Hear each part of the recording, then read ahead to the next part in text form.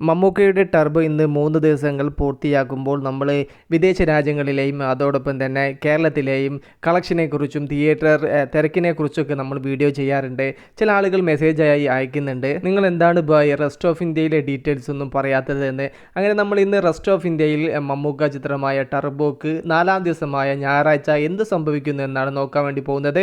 അതിലേക്ക് വരാം. അതിൻ്റെ മുന്നേ മൂവി പ്ലസ് മീഡിയ എന്ന് പറയുന്ന നമ്മുടെ ചാനൽ ആദ്യമായിട്ട് കാണുന്നവരാണെങ്കിൽ സബ്സ്ക്രൈബ് ചെയ്യാം. നാളെ ഞായറാഴ്ചത്തെ ചെന്നൈയിലെ ബുക്കിംഗ് ആണ് നിങ്ങൾ കണ്ടുകൊണ്ടിരിക്കുന്നത്. മികച്ച രീതിയിൽ തന്നെയാണ് ഈ ഒരു സിനിമ എല്ലായിടത്തും പോകുന്നത് എന്ന് നിങ്ങൾക്ക് ഈ ഒരു സ്ക്രീൻഷോട്ട് കാണുന്ന സമയത്ത് മനസ്സിലാവുമല്ലോ.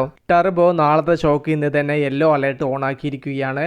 നല്ല രീതിയിൽ തന്നെയാണ് 3 ദിവസങ്ങളിലും ഈ ഒരു ചിത്രം കടന്നു പോയിരിക്കുന്നത്. 4-ാമത്തെ ദിവസമായ ഞായറാഴ്ച സൂപ്പർ ബോക്സ് ഓഫീസ് പവർ തന്നെയാണ് ചിത്രം കാണിക്കാൻ വേണ്ടി പോകുന്നത്. ചിത്രത്തിൻ്റെ ആദ്യ ഞായറാഴ്ചയും കൂടെയാണല്ലോ നാളെ.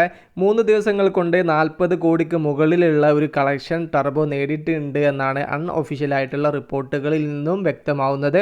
നാളെ ടർബോ ബോക്സ് ഓഫീസിൽ തീയാവുമ്പോൾ ചിത്രത്തിൻ്റെ ഇതുവരെയുള്ള കളക്ഷനിൽ ഏറ്റവും കൂടുതൽ കളക്ഷൻ രേഖപ്പെടുത്തുന്ന ദിവസമായി തീരാൻ നാളത്തെ ഞായറാഴ്ച ടർബോക്ക് സാധിക്കുമോ? അങ്ങനെ സംഭവിച്ചാൽ 55 കോടിക്കും 60 കോടിക്കും ഇടയിലുള്ള കളക്ഷൻ വീക്കെൻഡ് കളക്ഷനായിട്ട് ടർബോക്ക് സ്വന്തം പേരിൽ കുറിക്കാൻ വേണ്ടി സാധിക്കും. എന്താണ് നിങ്ങളുടെ അഭിപ്രായം? ജസ്റ്റ് ഒന്ന് കമൻ്റായിട്ട് രേഖപ്പെടുത്തുക.